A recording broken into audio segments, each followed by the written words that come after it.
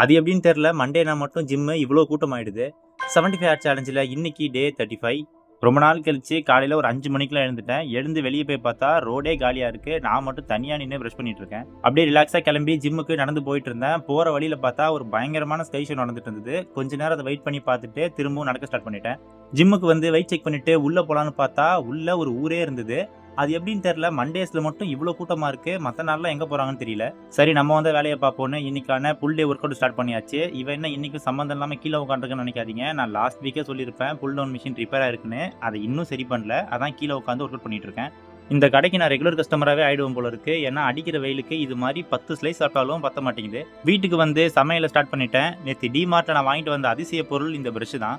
பிரேக்ஃபாஸ்ட்டை சாப்பிட்டு முடிச்சுட்டு இன்னைக்கு ஒர்க்கு கிளம்பிட்டேன். ஒர்க் முடிச்சுட்டு வீட்டுக்கு வந்து இன்னைக்கான வீடியோவை எடிட் பண்ணி அப்லோட் பண்ணிட்டு மொட்டை மாடிக்கு போய் பேலன்ஸ் இருக்க 10,000 ஸ்டெப்ஸையும் கம்ப்ளீட் பண்ணி முடிச்சிட்டேன். அண்ட் கீழே வந்து இன்னைக்கு படிக்க வேண்டிய 10 பேஜஸையும் கம்ப்ளீட் பண்ணி முடிச்சாச்சு. ஸோ இன்னைக்கான சேலஞ்சை கம்ப்ளீட் பண்ணியாச்சு. இந்த சேலஞ்சோட ரிசல்ட் எப்படி இருக்கும் போது தெரிஞ்சுக்கணும்னா வீடியோவை லைக் பண்ணிட்டு சேனலை மறக்காம சப்ஸ்கிரைப் பண்ணிக்கோங்க. நாளைக்கு பார்க்கலாம்.